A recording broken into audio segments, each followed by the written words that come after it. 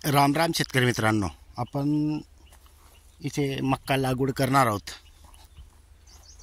दरवर्षी आपण वेगवेगळ्या पद्धतीने मक्का लागवड करून उत्पन्नात वाढ होते। यावर्षी जे चायना म्हणतायत, हे चायना न करता आपण वेगळी पद्धतमध्ये मक्का लागवड करणार आहोत।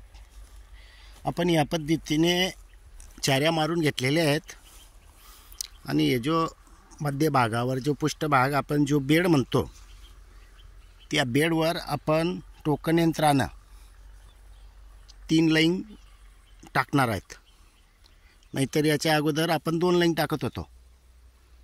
मागच्या वर्षी पॉयनेरचं बियाणं असल्यामुळे टोकन यंत्राचं जे दाणे पाडण्याची कॅपॅसिटी होती ते आपल्याला न कळत 3-4 दाणे पडले, कुठं 2 कुठे 3 असे पडले होते। मागच्या वर्षी 10 ऑक्टोबरचा जो मक्का होता त्याचेही उत्पन्न आपल्याला चांगले आलेलं आहे। जेवढ होते तरीसुद्धा चांगला फायदा झालेला होता। म्हणून यावर्षी आपण एका लाईन म्हणजे एका बेडवर 3 लाईन लावणार आहोत। यामध्ये आपण कंपनीचेही बियाणं घेणार आहेत आणि मध्यंतरी जसं बाणकोपरे सोडून देणार आहे। एक थैलीकडे लागल्यानंतर यावर्षी जो पावसाळ्यामध्ये जो मक्का लागवड केलेली होती लोकांनी, त्याच्यातून आपण बुट्टे आणले आहेत। त्यांना चांगलं ऊन देतोय।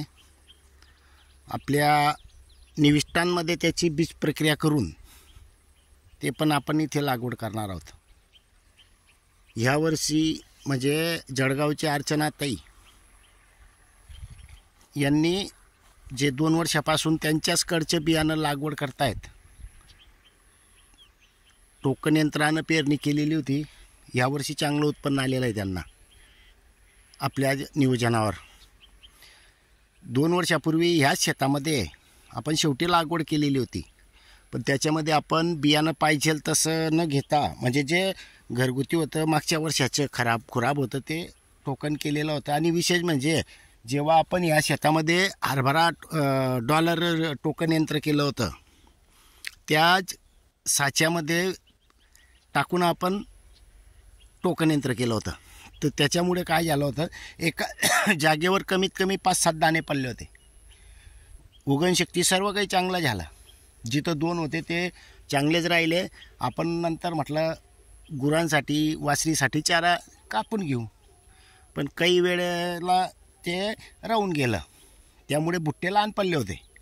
पण ज्या जागेवर 1-2 दाणा होता तिथं मात्र बुट्टे चांगले होते। त्या अनुभव आणि अर्चनाताईंचे अनुभव, काही अजून दुसऱ्या शेतकऱ्यांचे बी अनुभव आहेत आपले आहेत, अर्चनाताईंचे आहे, काही अजून 2-3 शेतकऱ्यांचे अनुभव आलेले आहेत। तर त्यानुसार आपण 3 ते 4 किलो बियाणं इथे आपण टाकणार आहोत। ह्या बेडवर 3 लाईन आणि बाकी आपलं घरगुती बियाणं आणि बाकी थोडं रासायनिक, म्हणजे रासायनिकच्या दुकानमधून जे आणतो ते, असं करून आपण यावर्षी वेगळं नियोजन करणार आहोत। शेतकरी मित्रांनो, कोणी शेतकऱ्यांना कधी 3 लाईन लावले असतील, अनुभव असेल तर त्यांनी सांगावं, जेणेकरून आपण त्याच्यामध्ये काहीतरी परिवर्तन करू शकतो। आणि आपल्याला विशेष म्हणजे उत्पन्न चांगलं कसं येईल यावर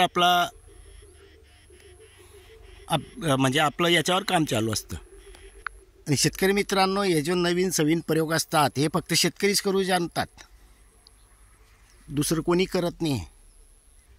पण जो नवीन शेतकरी करतो बिचारा तो बाजूला राहून जातो आणि दुसरं जे कंपनीवाले त्यांच्या नावावर विकले जातात।